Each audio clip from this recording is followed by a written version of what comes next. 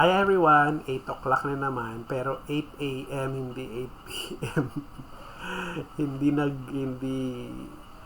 hindi na-upload naman yung ni-review natin kagabi na episode 13 ng Maging Sino Ka Man.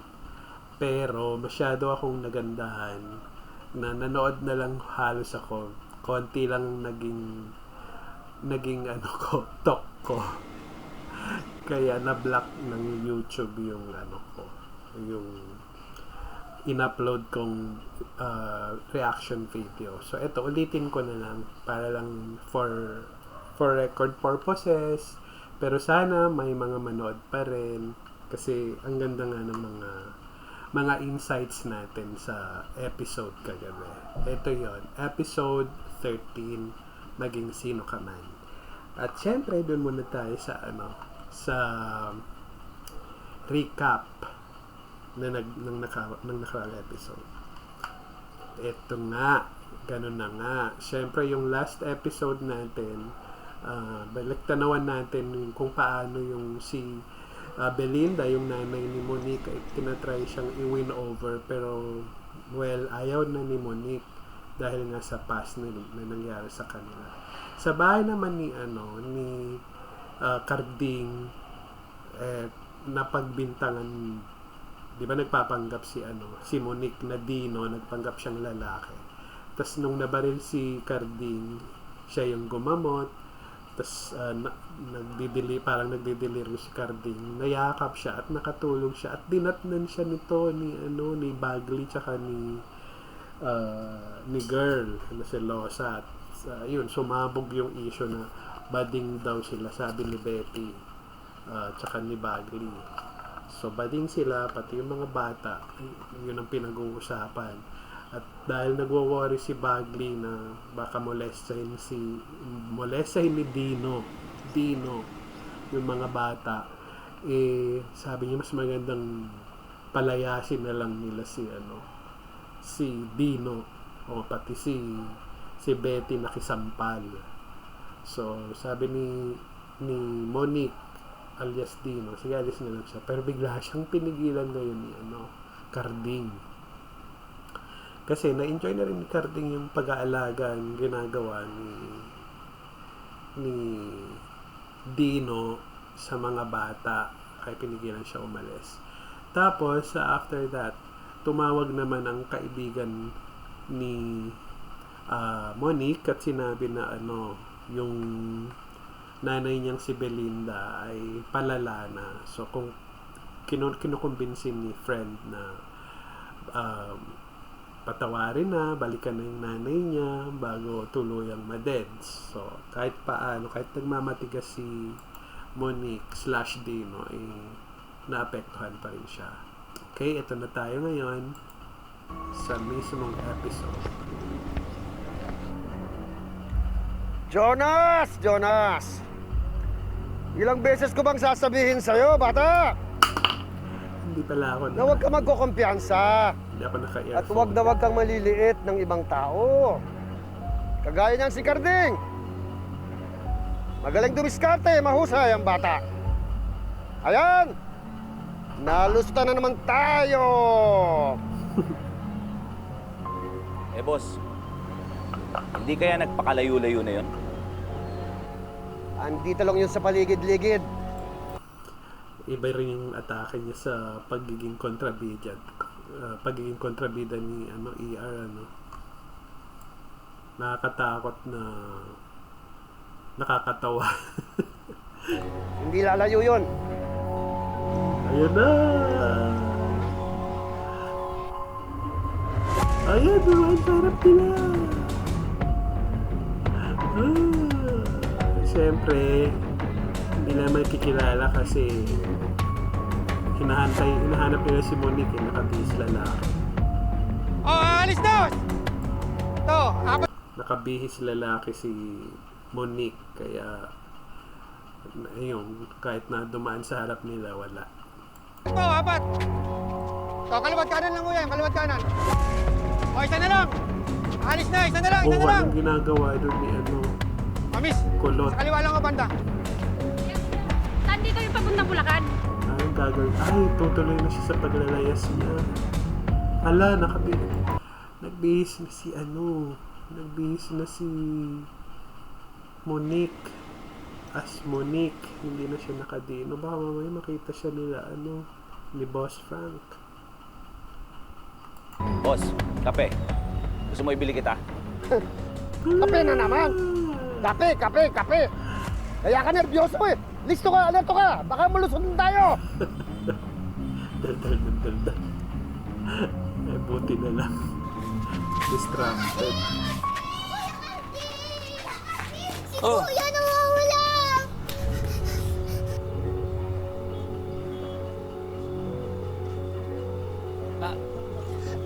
Sige, hanapin nyo.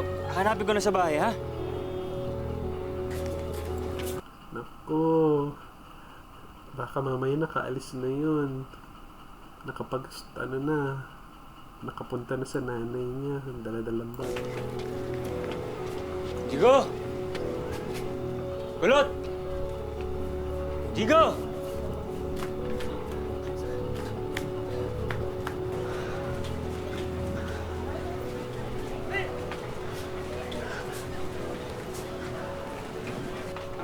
Oo, ano? Lumabas siya ng bahay, nakasando lang. Medyo mali yung continuity kasi naka-jacket na siya rito. Tapos nung tinawag siya doon, balikan natin. Nung tinawag siya ng mga kapatid, naka-colored na sando. Pumasok sa bahay. Kulot! Jigo! Ayun. So, baka naman may kinuhang jacket sa hanger. Oo, ano? Magkabahiwalay tayo Kaya para mas naka-jacket mabilis na natin siya mahanap si dito. Kulot. Oh, sige, parang hanap ko na kung nasan yun. Oh, sige. Chicken ko yung computer shop. Okay, so hanap pa rin sila ng hanap kay Jigo, kay Kulot, pero hindi nila makita. Kasi madalas dun yun eh. Sige. Oh, sige, ako na dun. Hirap pagka may alaga ka makulit eh. Nandito yung papuntang Bulacan. Ay, dinubanda yun sa may kabilang terminal. Saan po yun? Oo. Ah, Ayun okay. na. Sige, salamat po. Talagang lumusot na. Oy, saan ka pupuntang Mabuti mokong ka? na lang. Stop ko ka, no? Baba dyan! Bata mo pa! Baba! Dyan! Baba ka dyan! Doon ka sa nanay mo! Stop ka, layas na layas! Alis! Tingusig lang mo. Mana sa tatay-tatay niya. Sika.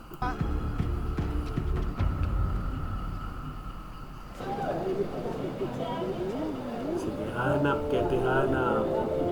Wala, nakita niya na si Monique for the first time. As Monique.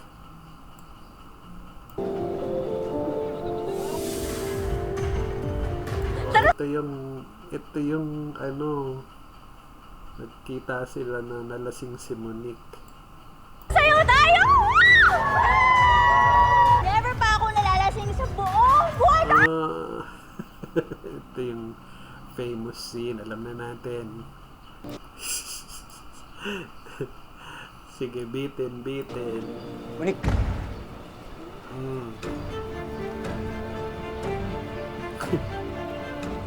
sensya ka na.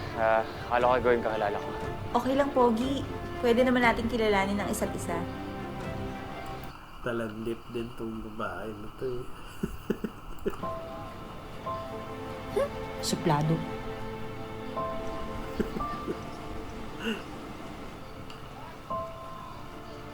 Wala, hindi niya nakita. Hindi niya na nakita si Monique. Hindi pa niya nakita si Kulot. Tito Agding, Tol, alam na namin kung nasan si Kulot. Saan?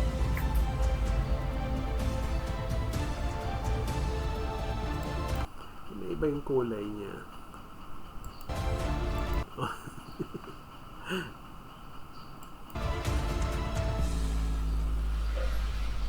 Nick, according to her doctors, malala na sitwasyon ng mommy mo. magiging okay din siya. After all, she's rich. She can afford all the best doctors in Manila. Kaya niya. Yun lang ba Nagmamatigas pa rin talaga si Monique sa nanay niya. sasabihin mo sa akin? Pinapunta mo pa ka dito, sana tinext or tinawag mo na lang. Wait lang ha, wait lang. Monique, i-rephrase ko just in case hindi mo makomprehend. Malala na ang sakit ng mommy mo. Critical na siya.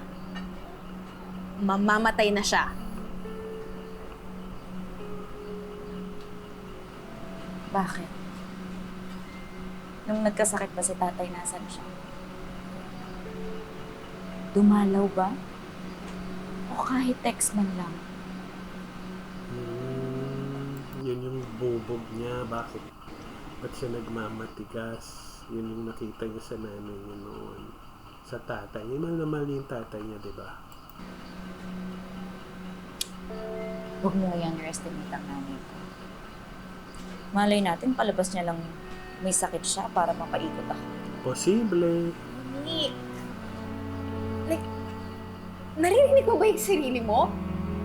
Yeah. Kung hindi totoo, ganun din magiging reaction ko sa sinasabi ng kaibigan. Kung hindi totoo yung haka-haka ni Monique na nagpapanggap lang yung nanay niya na may cancer.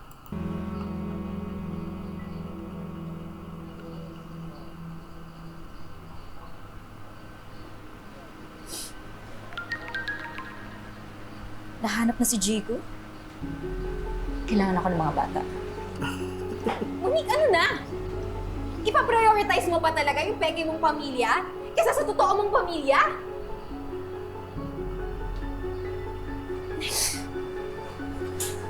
Thank you sa coffee.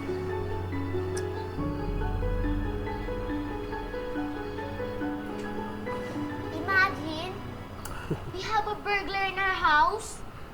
Ito mga bata. Inglesera pa itong isa. A burger! A mugger!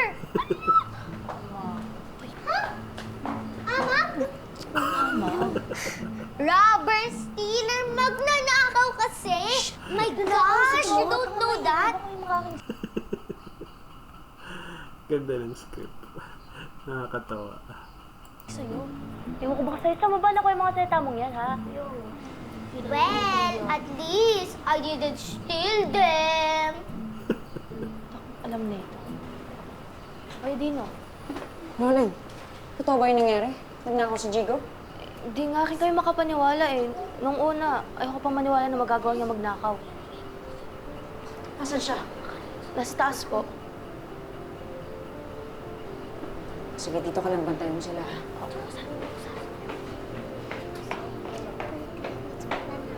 Shh, huwag kang maingay.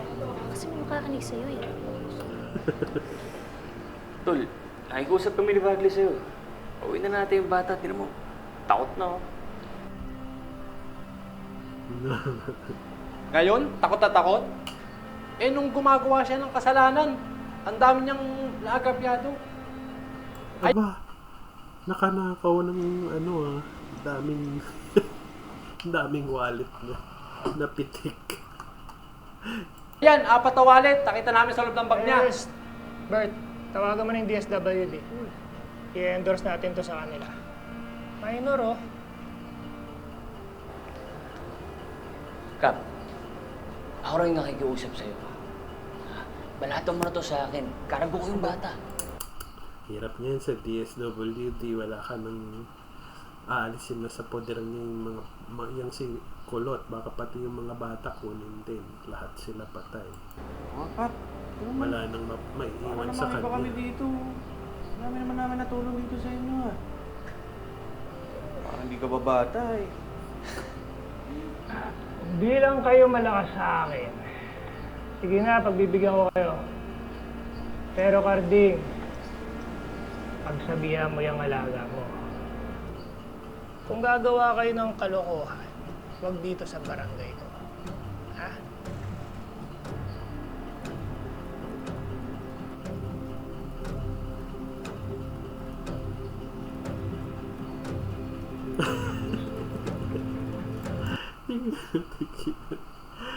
Pagkakita kay, kay Dino, parang binuhusan siya ng tubig.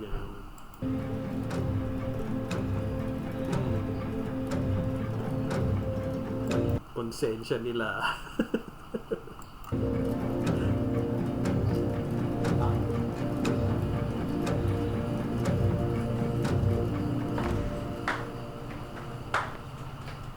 Huwag ka mag-alala. Si Kapa daw yung mag-sorry ng mga pitaka. Jigo, huwag mo nang uulitin mo na. Alam kong gipit tayo, pero kung kailangan mo ng pera, magsabi ka. Gagawa namin ng paraan ng Kuya Carding mo. Kahit anong dahilan, mali ang magnakaw. Parang sinasampal yung dalawang kasama nila. Sige na. Umuwi na tayo.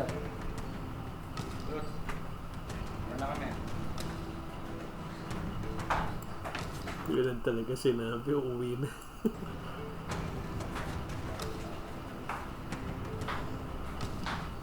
Carding. Ano nangyayari? Di ba dapat pinapangaralan mo yung mga bata? Tama, agree. Dapat sinasabihan. Dapat pinapangaralan mo si Jigo, pero ano? Nagagaya na siya sa inyo ni Bagley. Oting pa rin naman. O bakit? Totoo naman ah. Siya pala nangingi ng preno. Kung naging mabuting example kayo sa mga bata, hindi mangyayari to. Hindi mapapahamak si Jigo. Oy, boy, yung sinabi mo, ha? Ako pa ngayon yung sinisi mo. Bakit ako beruguto sa kanya magnakaw? Mga katuwirang balaktot. Ay, kakainis. Hindi yun ang punto ko, Carding. Sana man lang iparamdam mo dun sa bata na mali yung ginawa niya. Nang habang bata pa maturuan na ng tamang asal. Tama, agree uli. Tama yung mga sinasabi ni Dino. Eh, sa totoo lang, mabuti nga nangyari yun, eh. Natuto siyang dumiskarte, kaya hindi siya magugutom. Ganda. Ito yung alam ni Carding, eh. Totoo naman na disoriented kasi yung values, misplaced yung values, pero kasi yun yung values na natutunan niya sa environment, kaya yun ang pinaglalaban niya. Mali, pero yun ang paniniwala niya na pinaglalaban niya, kaya ang ganda nung batuhan ng ng dialogues. At di niya kailangan umasa sa iba para lang mabuhay. Kung titingnan mo sa POV niya, ganun nga ang sasabihin. So, ang ganda ng ng characterization ng script ng writer. Yan ba sinasabi mo sa sarili mo pag nagnanakaw ka para hindi ka makonsensya? So, talagang pinag-umpugan yung dalawang characters na nasa magkaibang side of the fence.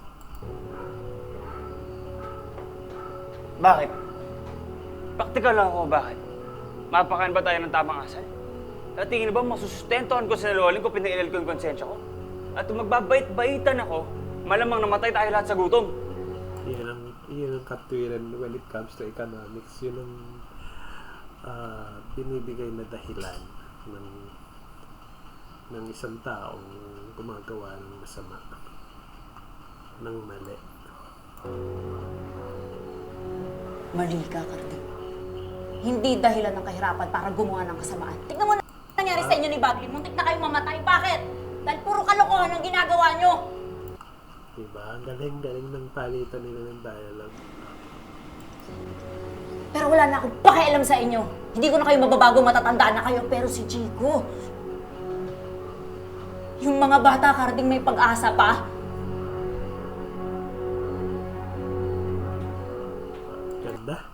Ganda ng script, ang ganda ng acting nila pareho, ni Barbie tsaka ni David. Ganda. Tapos ang ganda nung yung mula sa taas nasa baba yung isa, tapos nagpalit naman ng ang ganda, galing.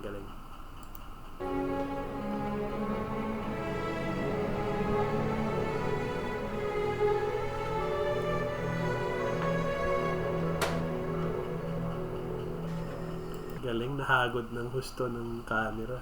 Ganda ng direction. Ikaw ka nga dito. Pati ako, nasa Emerald nang dahil sa'yo eh. Ha? Na-consensya siya. So, tatry niyang i-correct. Ika, dito ka, dito ka! Hoy! Anong gagawin mo? Eh, nagtuturo ako ng leksyon. Kung sabi mo, di ba? O, eto. Sisinturunin kita para matuto ka. Ha? Bakit ba? Teka! Tumabi ka dyan! Itong tatandaan mo, Carter. Memorizein mo to!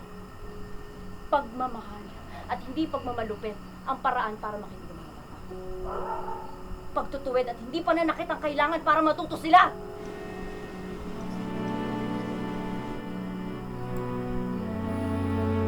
Ang ganda ng eksena ulit.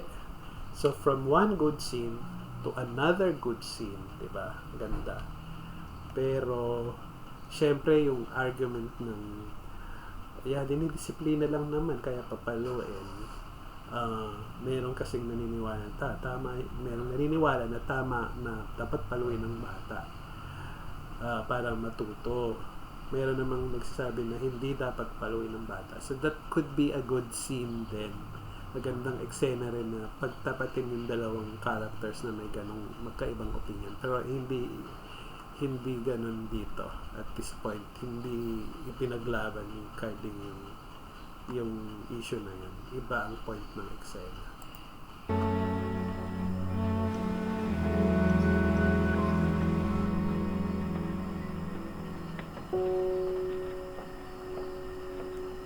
Ang labo eh. Frustrating nga.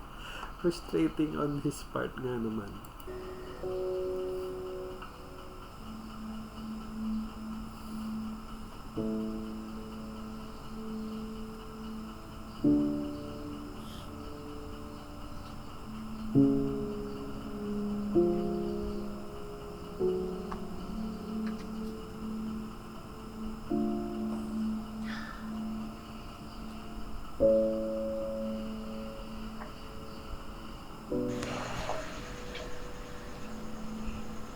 Gio, pwede ba tayong mag-usap?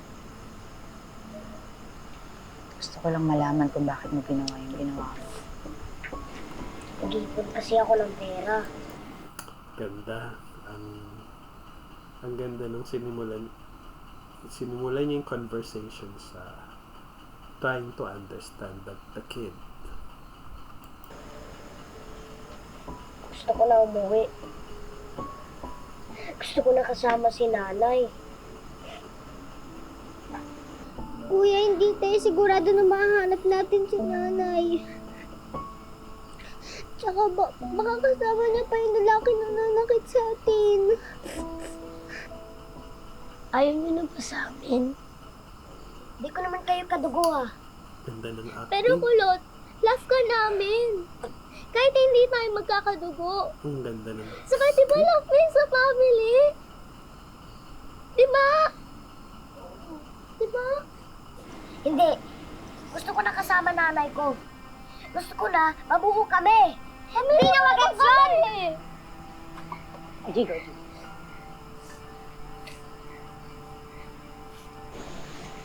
Alam ko kung anong nararamdaman mo. Oo, sigurado alam ni Barbie kasi relate sa sa sarili niya experience.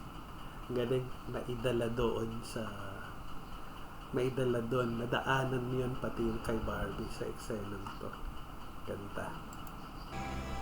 Akala mo lang hindi ka nang naiintindihan, pero ako, tumingin ka sa akin. Gets na gets kita.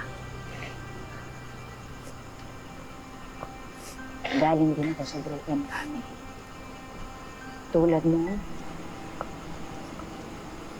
nangarap din ako na mabubuo kami. Araw-araw umasa ako makukumpleto kami.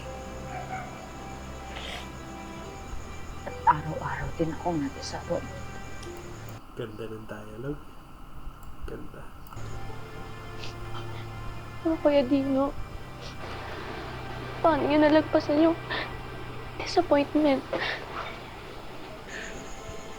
Ayoko mang aminin dahil matanda na.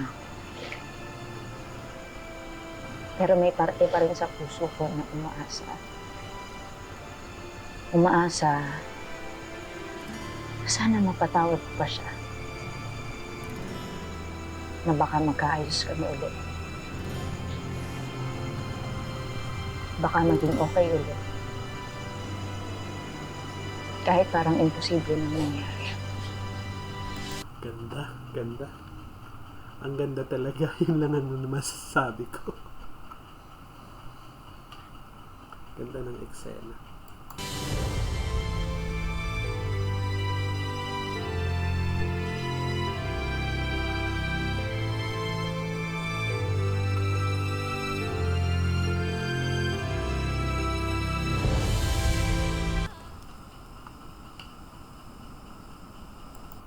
Ayan, may parating na babae. Babae nga. Babaeng kirengki.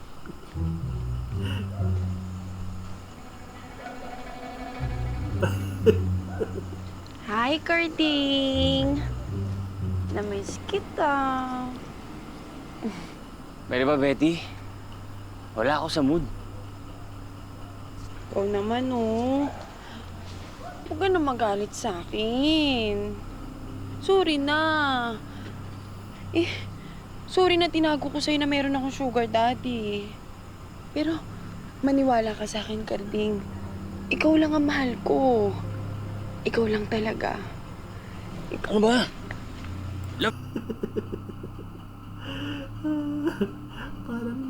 Parang sawa makalingkis. Pala yun eh, no? Yung pagsisinungaling, yung panloloko, sa pagtutime. Sa'yo na yun. Pasensya ka na, ha? Uy, ano bang kailangan kong gawin para mapatawad mo ko, ha? Gusto mo ba na hiwalaan ko si Philip? Ano, sabihin mo lang sa akin?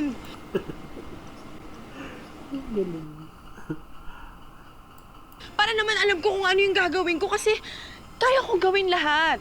Kaya kong gawin para mapatawad mo lang ako, Karding. Sige na. Di alam mo kasi wala naman issue sa akin kung may iba ka eh. Wala akong pakialam. Magsama kayo. Oo, ang sakit. Dead ma.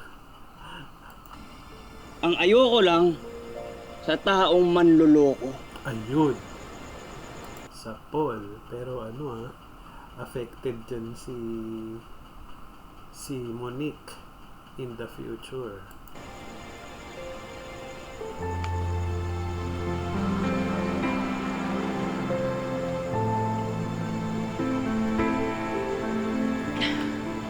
Naiyak siya. Siyempre, sakit ng mga sinabi.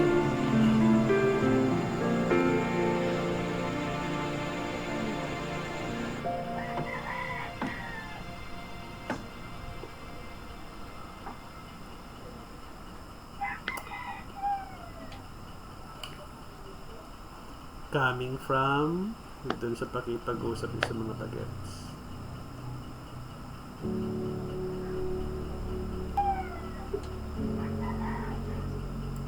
Affected pa rin siya nung sinabi niya kay Chico na relate siya sa nangyayari sa nanay nila Jigo, sa paghahanap niya ni Jigo ng nanay.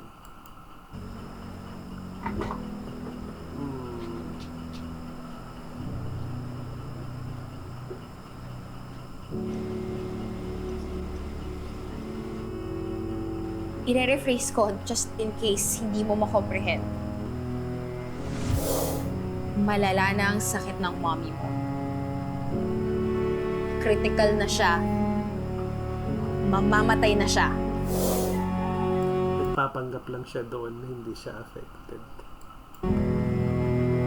Pero ito yung totoong feelings. Iyak siya ng iyak. Yaya? Yaya Rose? May tumatawag. Sino tinatawag? Saan na ba si Yaya? Tinawagan niya, hindi niya nag-iisip. Hello? Sino po ito? Hello? Sino po hinahanap nila?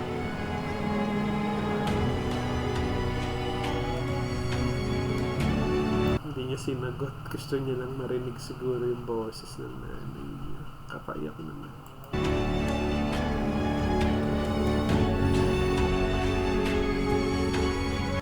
Hello? Who's this? Hindi ka sasagot. I don't have time for this.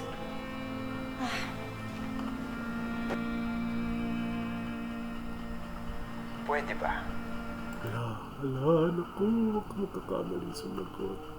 Huwag kami pagtripan mo. Kung wala kang magawang matino sa buhay mo, tigilan mo kami.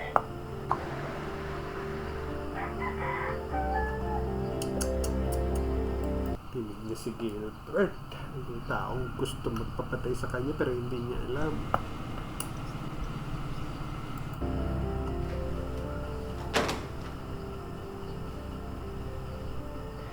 Nanggo-good time lang yan.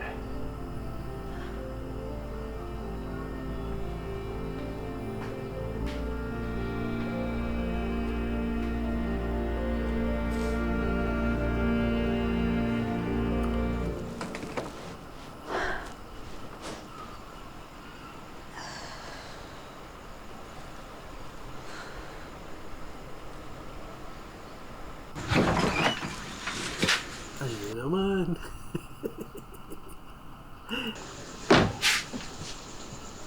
Galing siya kay Betty. Si Carding.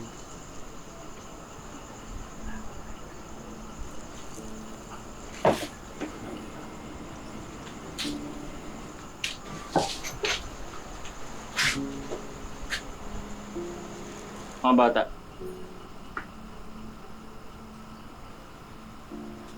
Pinatulog ka na. Zigo. Kinausap ko na. Nangako naman siyang hindi niya nauulitin yung ginawa niya.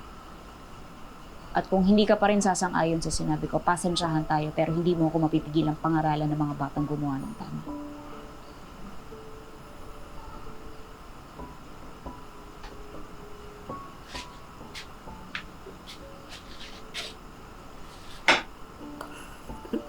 Na-expect niya kung kontrahin siya. Hindi siya kinontra.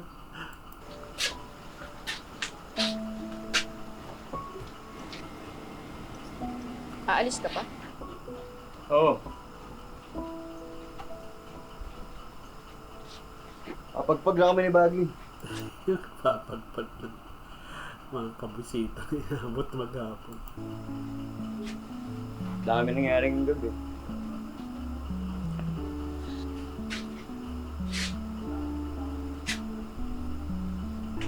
Ano gusto mo sumama? Baka kailangan mo na maglibang.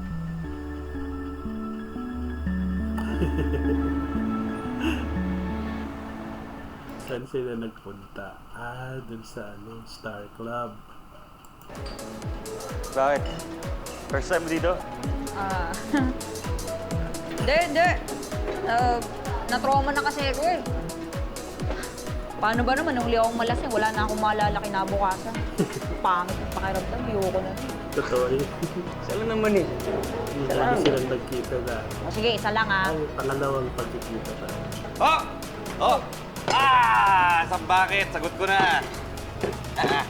Yun. Teka, sandali, ayoko magwalwal. Ba't di naman para sa'yo to eh? May Carding to, no? Lahat to sa kanya may pinagdadaanan yan eh. Broken kay Betty. Heartbroken kay Betty. Ako? Oo, kay Betty. Bad trip lang ako sa pagsisinungaling niya. Alam mo naman yun, di ba? Ayaw ni Carding ng sinungaling, Dino. Galit ako sa mga traidor. Ulit pa, galit sa sinungaling, galit sa traidor. Paano na? Ano bang issue mo? Tinrider ka ba dati? Teka, wala ka na doon. Usapang mag-best friend yun. Sa amin na lang yun, Tol. No, ano ka pa eh? Alam mo, May naisip akong pwedeng solusyon dyan sa nararamdaman mo ngayon sa pinagdadaan. Ano? Taka na ba? Gusto mo? Sige. Gusto mo talaga? Ano kaya yun? Amigo! Sige. Mga babies!